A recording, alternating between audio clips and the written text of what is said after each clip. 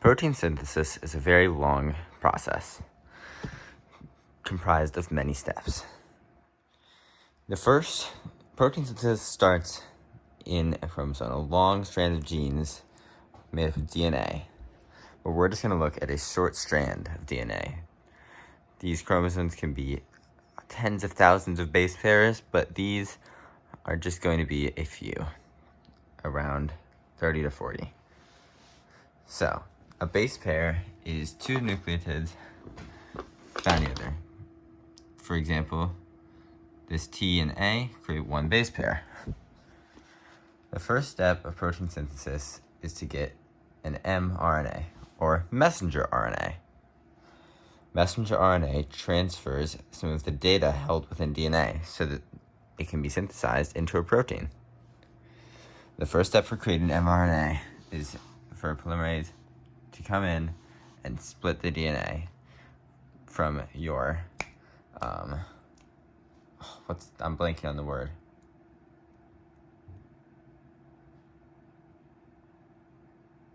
It's like write in a computer. The one that actually writes the information and the one that doesn't. I'm forgetting the exact word for it, but I believe I get the gist across. Something, just a fair warning, that I forgot to include in this diagram is a TATA box. That tells the polymerase to stop reading the DNA. So what it will do is it will move along this from 3' to 5'. This is 3', this is 5', this is 3', this is 5' for the read and the non-read. It will go from 3' to 5', reading this and spitting out this. You'll notice that this looks very, very similar to our DNA strand, although you'll notice everywhere where an A would match up with T, it's matching up with a U, because RNA does not have thymine, it only has uracil. And by the way, adenine goes to thymine. I think this guanine goes to, and I forget this one, but G goes to C, T goes to A, and then A goes to U once it's not a T anymore. Anyways, this is then removed, and the DNA gets brought back together.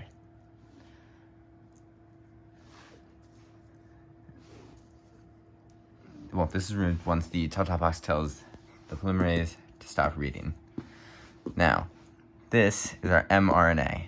Although this mRNA needs to be altered a little bit before it's going to be able to function for our protein synthesis. So what's going to need to happen is introns are going to need to be taken out. Introns are useless code, pretty much. Just code that you don't need to, code that you just don't need to make your protein.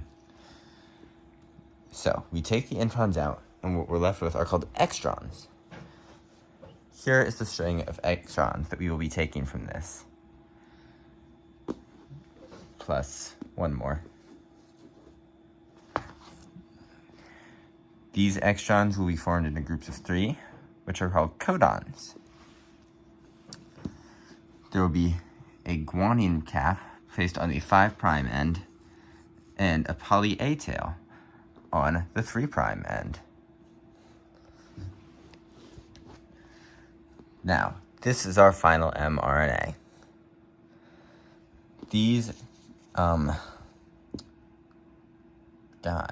codons these codons will now be melded with their appropriate anticodons, which will also come with an amino acid.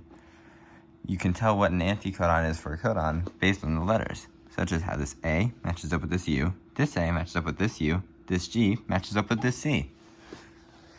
Here's this little pile of anticodons that I have. What we're going to do is we're going to match these all up.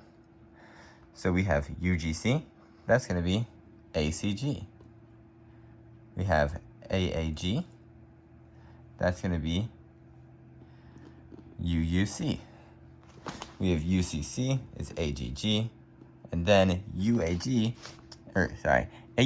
is the universal start codon. This is where your mRNA will always start. There are a few stop codons, but the one we're using here is UAG, which will, instead of producing, and all of these come with their amino acids. These amino acids will form your protein, although the stop codon will not produce an amino acid with its anticodon. And as these amino acids are brought in, these anticodons will leave and leave the amino acids. Once you have your amino acids, they will be folded into a protein, polar to polar and nonpolar to nonpolar. And this final process is called translation. This is translation, going from nucleotides to amino acids to a protein. And that first process that we went over, where it reads and creates your mRNA, that is called not translation. I said the wrong word the first time. I said translation, but it's that. Transcription. That's what it is. Sorry. Okay. Thank you for watching.